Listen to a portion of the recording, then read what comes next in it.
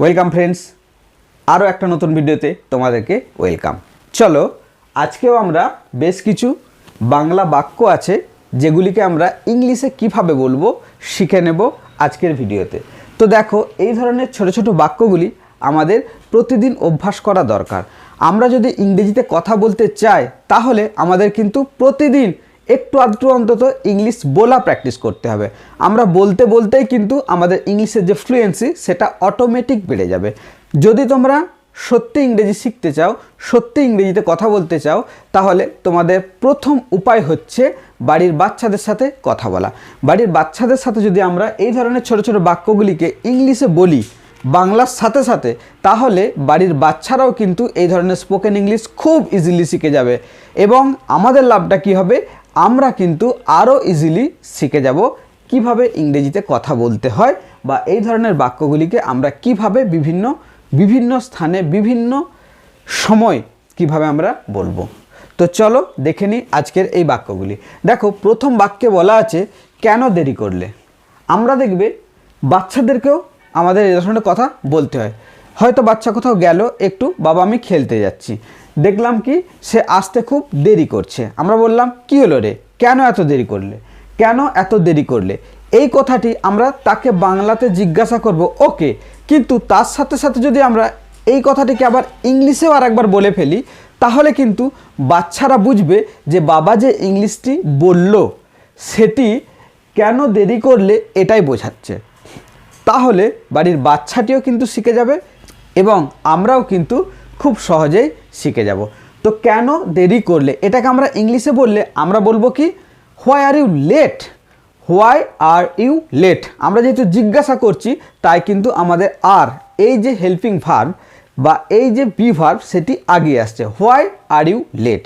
আমরা এখানে তাকে জিজ্ঞাসা করব বা আমরা ইংলিশে এখানে বলবো হোয়াই। হোয়াই মানে কেন, হোয়াই মানে কেন, why are, why are you, why are you late. আমরা এইভাবে জিজ্ঞাসা করব, হোয়াই আর ইউ লেট, কেন তুমি লেট করলে, হোয়াই আর ইউ লেট। পরের বাক্যটি দেখো, আমি এখন খুব ব্যস্ত। বাড়ির বাচ্চারাই, বাবা আমাকে এটা দেখিয়ে দাও না, বাবা এটা আমাকে বলো না, বাবা ওখানে যাব চলো না। তখন আমরা কি বলি, দেখো আমি এখন একটু ব্যস্ত আছি, আমি এখন একটু ব্যস্ত আছি। এই কথাটা তো তাকে বলবোই, তাকে বোঝাবোই। কিন্তু তখন আমরা যদি আবার এটাও বলি, I am very busy now, I am very busy now, okay, যদি এই কথাটা আমরা বলি তাহলেও বুঝবে যে হ্যাঁ, এই কথাটার মানে আমি এখন খুব ব্যস্ত, আমি এখন খুবই ব্যস্ত। তখন আমরা ইংলিশেও বলবো, কি বলবো, আই অ্যাম ভেরি বিজি, আমি এখন বিজি, তাই না? তো এখন আমরা লিখব নাও, I am very busy now, আমি এখন খুব ব্যস্ত। এই কথাটি হবে আমি এখন খুব ব্যস্ত। পরের বাক্যটি দেখো, আমার এখন কোনো সময় নেই, আমার এখন কোনো সময় নেই, এটা আমাদের বলতে হয়। তো এটা ইংলিশে আমরা কিভাবে বলবো, এটাকে আমরা বলবো আই হ্যাভ। আই হ্যাভ, কেন হ্যাভ লিখলাম, থাকা অর্থে, কোনো কিছু থাকা অর্থে, পজিশনে থাকা অর্থে, মানে আমার সময় আছে, আমার অধিকার আছে এই সময়টা। সেই রকম আমার সময় নেই, আই হ্যাভ নো। আমি লিখব কি, I have no. I have no কি, আমার এখন কোনো সময় নেই, I have no, I have no কোনো নেই। ওকে, আমরা যখন কোনো সময় নেই বলবো তখন আমরা নো ইউজ করব। I have no time, I have no time. এবং এখানে বলা আছে এখন, এখন আগের মতো আমরা লিখব নাও। তাহলে ইংলিশটি কি হলো, আই হ্যাভ নো টাইম নাও, আমার কোনো সময় নেই এখন। বোঝা গেল? পরেরটি দেখো, এটা ব্যাখ্যা করো, এটা ব্যাখ্যা করো। আমি যেটা বলতে চাইলাম, তোমাকে কি বলতে চাইছি, তুমি যেটা বললে সেটা আমাকে ব্যাখ্যা করো, আমাকে বুঝিয়ে বলো। ওকে, তো আমরা কি বলবো, আমরা বলবো explain. Explain it, explain it মানে এটাকে ব্যাখ্যা করো, explain it, explain it. Okay, next, আমি তোমাকে জানাবো, আমি তোমাকে জানাবো। এই কথাটি ইংরেজি বলতে গেলে আমরা কিভাবে বলবো? আমরা কনফিউজ হয়ে যাই। আমি তোমাকে জানাবো মানে আমরা এটাকে কি বলবো? আই দেখো, জানাবো মানে ফিউচার, তাই না? ফিউচার টেন্স, ভবিষ্যতের কথা। তাহলে আমরা লিখব আই শ্যাল। আমরা এখন সব ক্ষেত্রে উইলও ব্যবহার করতে পারি, আই শ্যাল বা I will. Okay, I will let you know. I will let you know, আমি তোমাকে জানাবো। I will let you know, আমি তোমাকে জানাবো। এই বাংলা কথাটি এইভাবে আমরা ইংলিশে অনুবাদ করতে পারি, I shall let you know অথবা I will let you know. এখন আমরা উইল কিন্তু মডার্ন গ্রামার বলছে, উইল আমরা সব ক্ষেত্রেই ব্যবহার করতে পারি, সমস্ত সাবজেক্টের সাথে আমরা উইল ব্যবহার করতে পারি। ওকে, নেক্সট, আমি লক্ষ্য করেছিলাম। আমি লক্ষ্য করেছিলাম, দেখো করেছিলাম আমার অতীতের কাজ, হয়ে গেছে, আমি দেখেছিলাম, তাই না? অতীতে করেছিলাম, আমি লক্ষ্য করেছিলাম মানে আমার লক্ষ্য করার কাজটা হয়ে গেছে। তাহলে আমরা এখানে কি বলবো? আই। ওকে, আই লক্ষ্য করার আমরা নোটিস,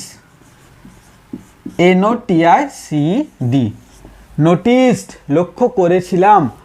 আই নোটিসড, আমি লক্ষ্য করেছিলাম, আমি লক্ষ্য করেছিলাম, আই নোটিসড। এবার যদি বলি আমি সেটা লক্ষ্য করেছিলাম, আই নোটিস, এখানে তখন আমরা লিখে দেবো দ্যাট।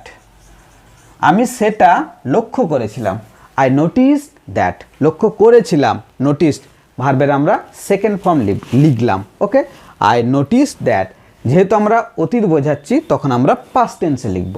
ওকে, এটা হলো simple past, I notice that. Clear? পরেরটি দেখো, তুমি কি ভেবেছিলে।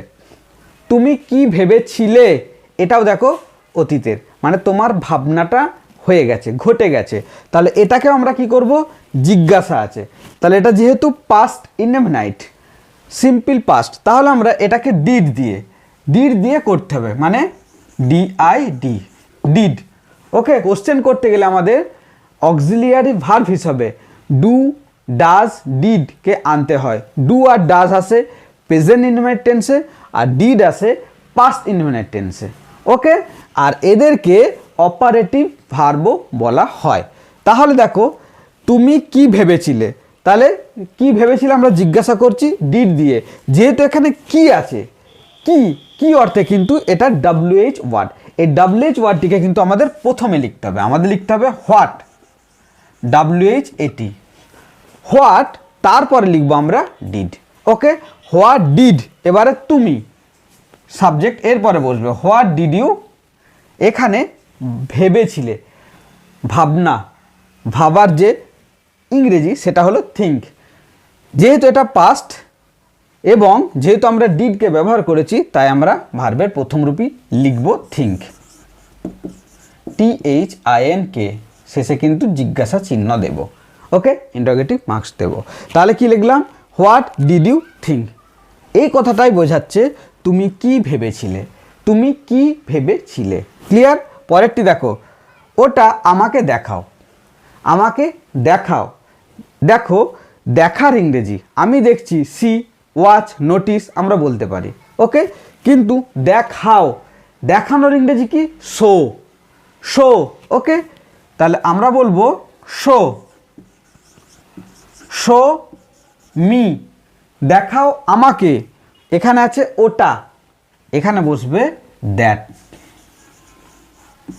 শো মি দ্যাট, ওটা আমাকে দেখাও, শো মি দ্যাট, মানে দেখাও আমাকে ওটা। এটা কি হবে? ইংলিশে আমরা আগে বলবো দেখাও আমাকে, শো মি, যেহেতু জিনিসটার কথা বলা হচ্ছে ওটা, তাই আমরা পরে লিখবো that. Okay, show me that, ওটা আমাকে দেখাও। পরেরটা দেখো, কি করব বুঝতে পারছি না, কি করব বুঝতে পারছি না। এটাকে যদি আমরা ইংরেজিতে বলতে চাই, আমরা কি বলবো? বুঝতে পারছি না কি করব, বুঝতে পারছি না কি করব। তো এইভাবে আমরা ইংরেজিতে লিখব আই ডোন্ট নো, আমি জানি না, আমি বুঝতে পারছি না কি করব, মানে ইংলিশে লিখতে হবে what to do, what to do মানে কি করা উচিত, কি করব সেটা বুঝতে না পারলে আমরা বলবো I don't know what to do, অথবা বলতে পারি I don't understand what to do. Clear? পরেরটা দেখো, সব কিছু তৈরি, সব কিছু তৈরি মানে সব কিছু রেডি, এইভাবে আমরা জিজ্ঞাসা করতে পারি। ইংলিশে কিভাবে করব? ইংলিশে আমরা বলবো is everything, is everything ready, is everything ready, সব কিছু রেডি তো, সব কিছু তৈরি তো। ইংলিশে আমরা বলবো is everything ready, is everything ready. পরেরটা দেখো, অনুগ্রহ করে একটু আসতে বলুন, অনুগ্রহ করে একটু আসতে বলুন। তাহলে আমরা এটাকে ইংলিশে কিভাবে লিখব বা কিভাবে বলবো?